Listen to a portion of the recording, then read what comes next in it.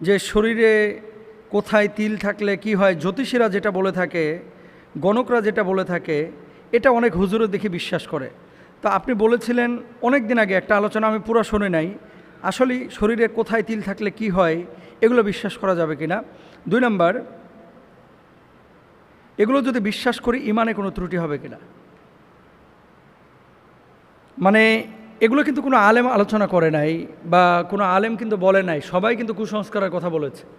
কিন্তু জ্যোতিষীরা, গণকরা অথবা যারা লোকের কথা বিশ্বাস করেন, অনেক মানুষ আছে অনেকভাবে, অনেকে অনেকভাবে বিশ্লেষণ করেন। দেখবেন কিছু কিছু মানুষ এরকম বলে থাকে যে কপালে তিল থাকলে নেতৃত্ব গুণ, সম্মান ও ভাগ্যের সঙ্গে যুক্ত বলা হয়।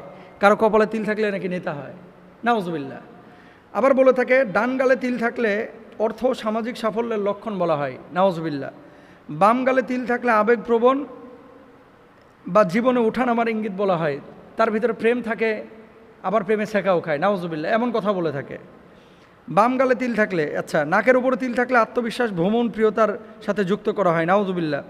ঠোঁটের কাছে তিল থাকলে ভোগবিলাস, ভালো খাবার ও আকর্ষণীয় ব্যক্তিত্বের লক্ষণ বলা হয়। চিবুকে তিল থাকলে স্থিরতা ও সম্পদ, পারিবারিক জীবনে প্রতিষ্ঠার লক্ষণ বলা হয়।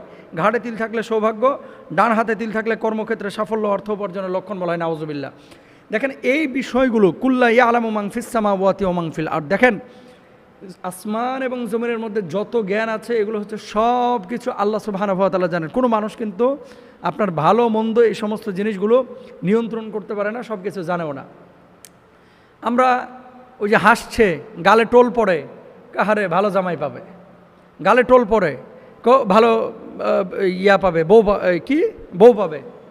কপালে দেখবেন চুলের উপরে 2টা ওই যে টিক্কা রয়েছে, কয় 2টা বউ হবে, তো 3টা টিক্কা রয়েছে, 3টা বউ হবে। এই সমস্ত বিষয়গুলো হচ্ছে উপমহাদেশ আর আফ্রিকার কিছু অঞ্চলের কালচার, এবং এগুলো মানুষের প্রচলিত একটা ধারণা। সম্পূর্ণরূপে এগুলো ভণ্ডামি, সম্পূর্ণরূপে ভণ্ডামি।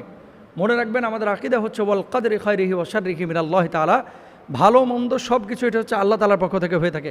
তিলের সাথে যদি সম্পর্ক হয়ে থাকে, রাস্তায় বহুত ভিক্ষুক আছে যার পাছাতেও তিল আছে, পায়েও তিল আছে, কপালেও তিল আছে, তোর ভাগ্য ঘুরে না কার, এগুলো বুঝতে হবে। তিলের সাথে ভাগ্যের কোনো সম্পর্ক নাই। আমি আবারও বলি, কপালে টিক্কার সাথে 2 বউ হওয়ার কোনো সম্পর্ক নাই। অনেক কপালে টিক্কাওয়ালা আছে যার বিয়েই হয় না, মেয়েরা এরা পছন্দই করে না। তো তার মানে কি বোঝা যায়, এগুলো আসলে হচ্ছে প্রচলিত কুসংস্কার, এগুলো বিশ্বাস করা যাবে না। আপনাদেরকে এতটুকু কমন সেন্সে খাটে না যে যারা এগুলো বলে ও আবার ওই বসুন্ধরা সিটিতে ভিক্ষা করে কেন? যারা এগুলো বলে তারা আবার ওই গুলিস্তানে ভিক্ষা করে কেন? আপনারা কেন তাদের কাছে যান? মনে রাখবেন, লা ইয়াস্তারকুনা ওয়ালা ইয়াত্তাইয়ারুনা ওয়া আলা রাব্বিহিম ইয়াতাওয়াক্কালুন। যারা এগুলো বিশ্বাস করবে না, এমন 70,000 উম্মতকে বিনা হিসেবে আল্লাহ জান্নাত দিবে। সুবহানাল্লাহ, এটা নবীজি নিজে বলেছেন। এগুলো আপনারা কেউ বিশ্বাস করেন না প্লিজ। এগুলো বিশ্বাস করলে ঈমান থেকে দূরে সরে যাবেন। বিজ্ঞান বলতেছে শরীরের রক্ত জমাট হয়, স্ক্রিনের প্রবলেমের কারণে এই তিলগুলা দেখা যায়। আর আমাদের বাংলাদেশে এটা ব্যবসা, কয় বাম পায়ে তিল থাকলে বিদেশ যাওয়া যায়, বারবার বিদেশে যাওয়া যায়। অনেকের বাম পায়ে তিল আছে, পাসপোর্টই নাই, বিদেশ যাওয়া তো দূরের কথা। এগুলো বিশ্বাস করা যাবে না। আল্লাহ বুঝদান করুক, আমিন।